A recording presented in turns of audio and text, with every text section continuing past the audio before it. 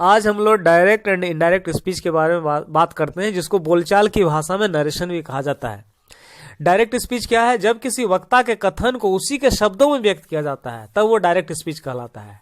और direct speech में किसी का कथन प्राय इन्वर्टेड कॉमास के भीतर रहता है। इनडायरेक्ट स्पीच क्या है? जब किसी वक्ता के कथन को उसी के शब्दों में ना कहकर उसके आशय या सारांश को अपने शब्दों में व्यक्त किया जाता है तब वो इनडायरेक्ट स्पीच कहलाता है। इनडायरेक्ट स्पीच को इन्वर्टेड कॉमास के अंदर हमेशा रखा जाता है, यही इसकी पहचान है।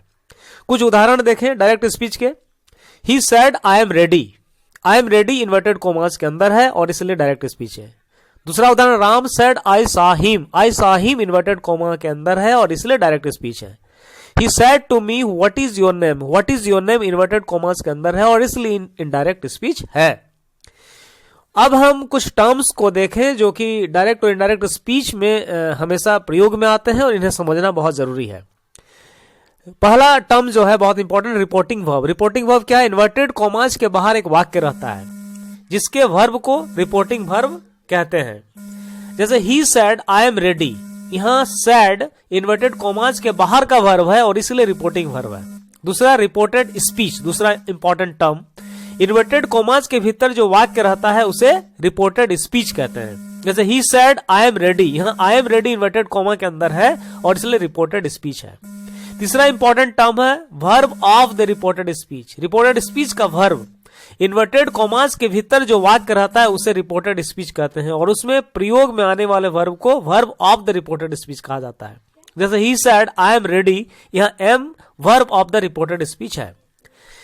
जब भी हम डायरेक्ट से इनडायरेक्ट स्पीच में चेंजिंग करते हैं तो हमें दो तरह के रूल्स को फॉलो करने होते हैं। एक है जनरल रूल और दूसरा है स्पेशल रूल।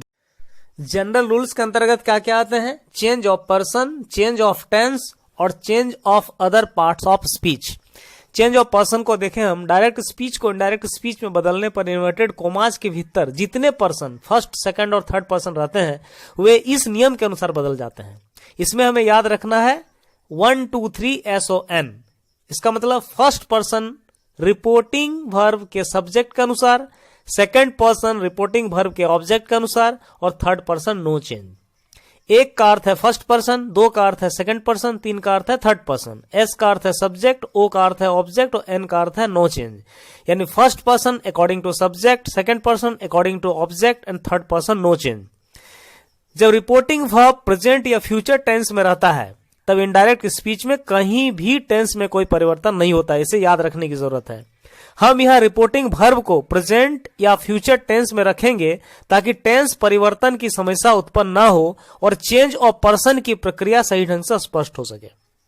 जब इन्वर्टेड कॉमास के भीतर असर्टिव सेंटेंस रहता है तब इनडायरेक्ट स्पीच में इन्वर्टेड कॉमास के बदले दैट का प्रयोग होता है। और जब रिपोर्टिंग वर्ब से, सेज, सेड रहे और उसके बाद ऑब्जेक्ट रहे तो आप यहां इसे इनडायरेक्ट स्पीच में टेल, टेल्स, टोल्ड में बदल दें। से को टेल, सेज का टेल्स और सैड का टोल्ड। अगर ऑब्जेक्ट ना रहे तो रिपोर्टिंग वर्ब में परिवर्तन नहीं करना है। पर्सन बदलते समय नंबर तथा केस पर विशेष ध्यान देना है चूंकि ये नहीं बदलते हैं।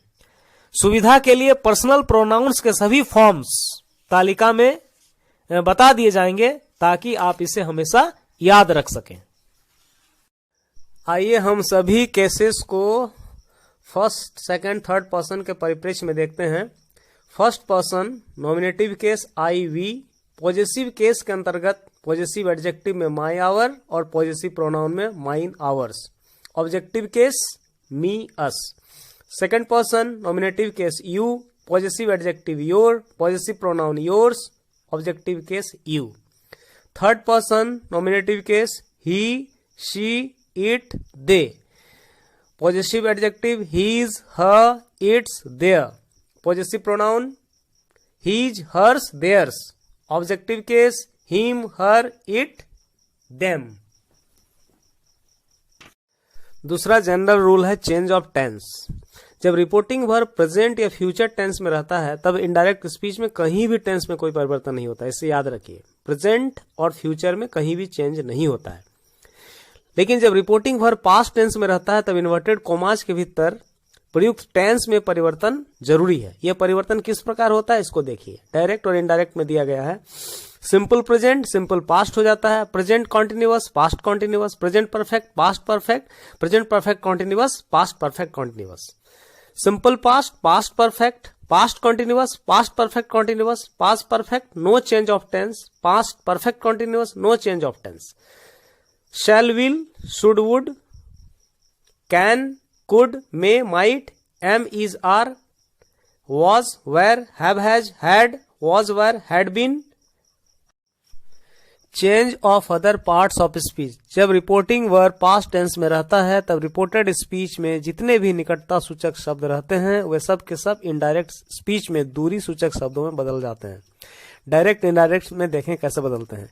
This that these those here there hence thence now then thus so today that day,